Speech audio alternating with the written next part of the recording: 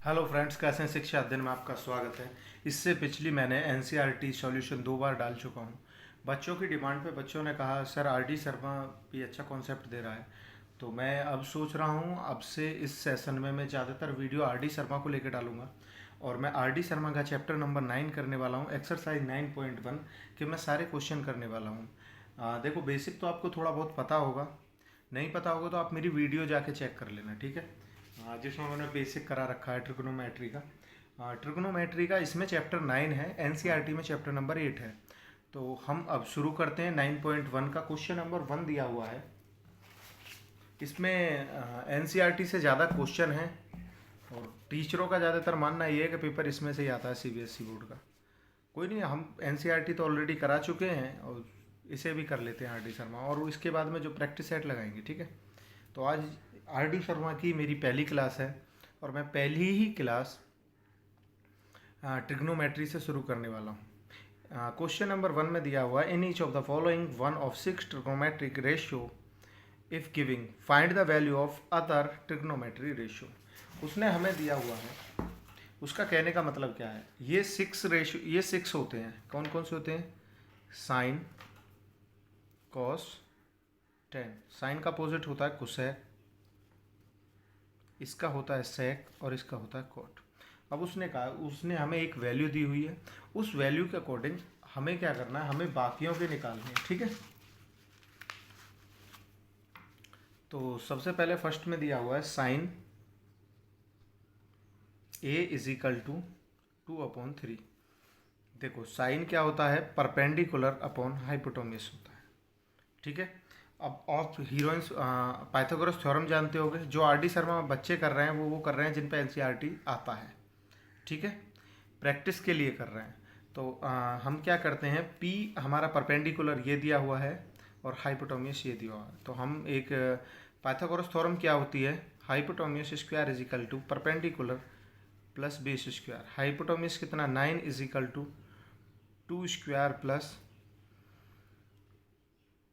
Base का हम base ही रहने देते हैं। ये मैंने एक बार में स्क्वायर कर दिया, इसे उठा के इधर ले जाओ।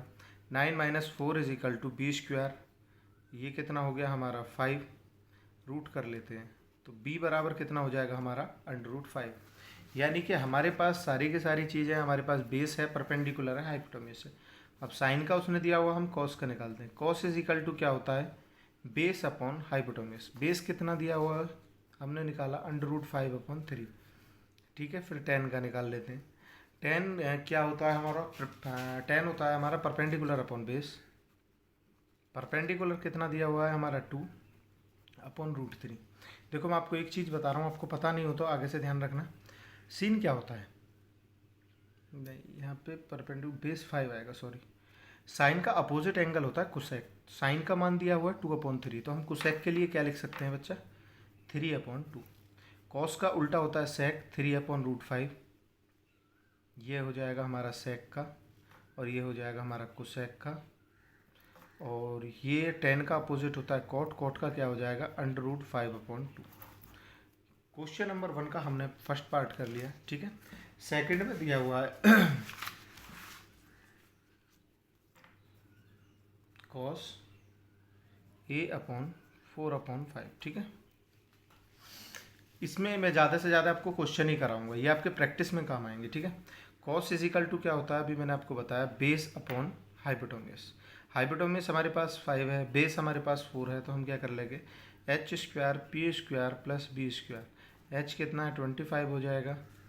p की जगह ऐसे ही लिख देंगे। b कितना हो जाएगा? 16। इसको उठा के इधर ले जाएंगे। 25 - 16 इज इक्वल टू p²। 9 और p², तो p इज इक्वल टू कितना हो जाएगा? 3।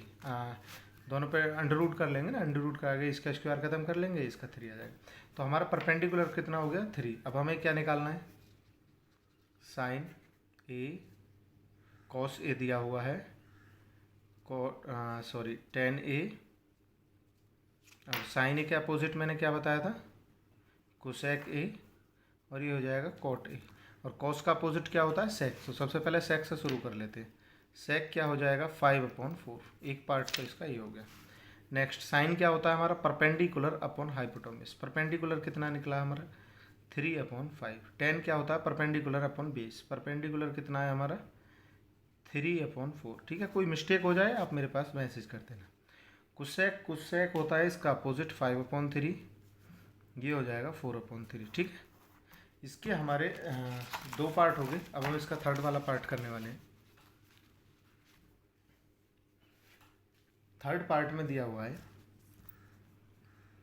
tan theta is equal to 11। अब tan क्या होता है? Perpendicular upon base. अब बेस में कुछ नहीं है, हम बेस 1 मान लेंगे। ठीक है, अब देखते हैं क्या होता है। हमने क्या कहा? h² is equal to p² plus b²। ठीक है, h² कर लो। p कितना है? 11। b कितना है? 1। तो h कितना हो जाएगा हमारा? h² is equal to 121 plus 1, h² is equal to 122, या h इज इक्वल टू √122। ठीक है, कुछ ज़्यादा है कुछ है नहीं, बस ये थोड़ा सा बच्चों को डराने के लिए होता है। 11 दे दिया तो इसके नीचे हम 1 रख सकते हैं ना। तो अब हमारा 10 है तो हम इसका यहाँ सामने कॉट लिख देंगे। कॉट का कितना हो जाएगा? 1/11। ठीक है, अब आ जाते हैं हम साइन। साइन का क्या होता है? कोसेक। और कॉस का क्या होता है?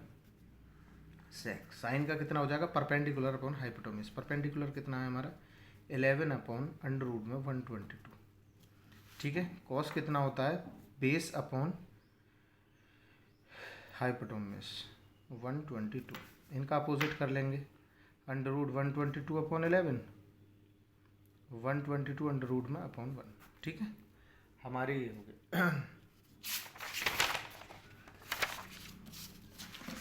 अब इसका फर्स्ट का फोर्थ वाला, पता है मैं इसमें साथ के साथ तुम्हें क्वेश्चन तो कराऊंगा ही, लेकिन मैं आपके लिए वर्क भी दूंगा जो आप कर भी सको।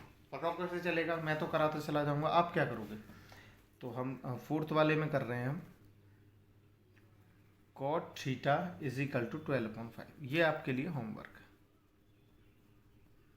जो बच्चे मेरी वीडियो देखेंगे, वैसे इतने अच्छे तो खास मेरे व्यू आते नहीं है, कोई होमवर्क भी करेगा, लेकिन कोई एक भी बच्चा अगर देखेगा तो उसके लिए ये है, वो ये खुद करे। ठीक है, क्वेश्चन नंबर 2 करेंगे। अब हमने क्वेश्चन नंबर 1 करा था। इसमें वीडियो ज़्यादा से ज़्यादा बनेंगी क्योंकि क्वेश्चन ज़्यादा से ज़्यादा है। मैं एक वीडियो में ज़्यादा से ज़्यादा कवर इसलिए नहीं करूँगा वरना लेंथी पैटर्न हो जाता है, तो थोड़ा थोड़ा करते रहते हैं ना, तो ये हो जाता है। ये एनसीईआरटी का क्वेश्चन है। In triangle ABC right angle of BAB। अभी एनसीईआरटी का क्वेश्चन नंबर 1 ही है ये। ठीक है, एनसीईआरटी तो इतनी बार करा दी बच्चों को, पर ज़्यादातर याद ही हो रखी है। तो उसने कहा है एक त्रिभुज है, यानी कि एक ट्रायंगल है, उसका B 90 डिग्री है, तो इसको हम B मान लेते हैं, इसको A मान लेते हैं, इसको C मान लेते हैं। AB कितना दिया हुआ है? 24। BC कितना दिया हुआ है हमारा? 7। और ये वाला पूछा। सबसे पहले hypotenuse square is equal to perpendicular base कितना होगा? 24। h² 49 plus 576, h² is equal to 625, h is equal to 25। ठीक है, अब हमें इसमें प्रूफ क्या करना है? हमें इसमें सिद्ध करना है sine A cos A cos C sine C। ठीक है, तो साइन A का क्या मतलब है? हम एक चीज़ का ध्यान रखना, हम जिस एंगल की बात कर रहे हैं उसके सामने वाली भुजा क्या होती है? हमारी परपेंडिकुलर। तो साइन A हमारा कितना हो जाएगा? Perpendicular upon hypotenuse 7/25 multiply, comma दे रखा है कि multiply? Comma, sorry. Cos A, जब कॉस A की बात करेंगे तो 24/25। ठीक है, यहाँ से देखेंगे ये बेस हो जाएगा, ये परपेंडिकुलर जिस एंगल की बात करेंगे। अब कॉस C से बात कर रहे हैं तो हम एंगल इसकी बात कर रहे हैं, तो इसके सामने वाली परपेंडिकुलर, ये वाला बेस। तो कॉस C क्या होगा हमारा? Base upon hypotenuse. Sine C क्या होगा? Perpendicular upon hypotenuse. बस हो गया क्वेश्चन। ठीक है, क्वेश्चन नंबर 3 में दिया हुआ है गिविंग, ये भी शायद एनसीईआरटी का ही है, ये वाला है। Given 15 cot A is equal to 18, find sine A और सेक A। बहुत बढ़िया, अच्छा क्वेश्चन है। उन्होंने दिया है 15 cot A is equal to 8। देखो आपने कक्षा 7, 8, 6 में एक चीज़ पढ़ी होगी, अगर कोई चीज़ किसी के मल्टीप्लाई में होती है तो बराबर के इधर जाके किस में हो जाती है? डिवाइड में। Cot A is equal to 8/15 हो जाएगा, ठीक है। अब कॉट इज इक्वल टू क्या होता है, बेस अपॉन परपेंडिकुलर। आपके पास बेस और परपेंडिकुलर है, आप उसका हाइपोटेन्यूज निकाल सकते हो। अब मैं हर एक में हाइपोटेन्यूज नहीं निकालूंगा ना, आप खुद निकालना। 15 का कितना हो जाएगा, 225 प्लस 64, तो ये 5 4 9 6 2 8 और 2, ये हो जाएगा h इज इक्वल टू 17। अब मैं हर एक में निकालूंगा ना, आप भी बोर हो जाओगे, यार ये एक बार में समझा दिया, बार बार क्यों समझा रहे हो। तो अब हमें निकालना क्या क्या है इसमें, साइन ए और सेक ए। साइन ए और sec a. Sine A is equal to क्या होता है, परपेंडिकुलर अपॉन हाइपोटेन्यूज। परपेंडिकुलर कितना है हमारा, 15/17। सेक क्या होता है, कॉस का उल्टा। सेक होता है हाइपोटेन्यूज अपॉन बेस। हाइपोटेन्यूज कितना है हमारा, 17 अपॉन बेस कितना हो जाएगा, 8। ये 17 है, ठीक है। क्वेश्चन नंबर हमारा 3 भी हो गया। क्वेश्चन नंबर कर लेते हैं 4। क्वेश्चन नंबर 4, पता है क्वेश्चन नंबर एनसीईआरटी वालों को थोड़ा सा हार्ड लगता है, लेकिन इसमें तो आसान ही है। देखो 1 plus sign A 1 minus sign A upon 1 plus cos A 1 minus cos A. देखो क्वेश्चन दिया हुआ है 1 प्लस साइन ए 1 माइनस साइन ए नहीं थीटा दिया हुआ है, थीटा के अकॉर्डिंग करते हैं, ठीक है।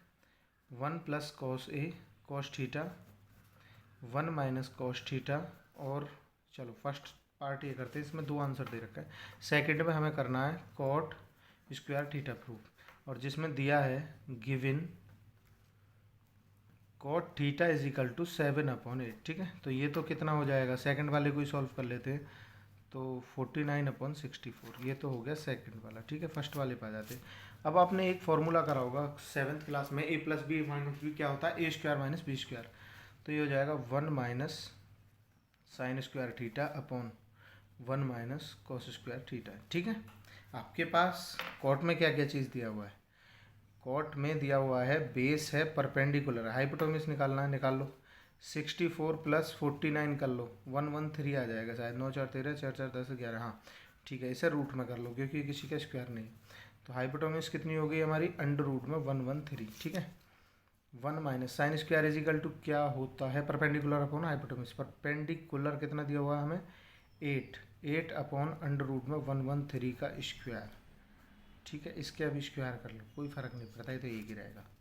नीचे से हम ऐसे ही करेंगे 1 माइनस ये हो जाएगा हमारा 7/113 अंडर रूट दोनों का स्क्वायर। तो जब ये करेंगे ये कितना हो जाएगा, दिखाई तो दे रहा है, हाँ। 1 माइनस 64/113 1 माइनस 49/113 सॉल्व कर लो, तो ये कितना हो जाएगा, 113 में से 64 गए 49/113 64/113 113 से 113 कैंसिल 49/64, सेम ये दोनों बराबर ही है इसके, ठीक है। अब हमारे क्वेश्चन 4 हो गए। हम नेक्स्ट वीडियो में फिर क्वेश्चन 4 कराएंगे, रोज़ एक एक वीडियो डालेंगे ना, तो आपका जल्दी से एग्ज़ाम तक आपकी प्रिपरेशन अच्छी हो जाएगी, ठीक है। Thank you.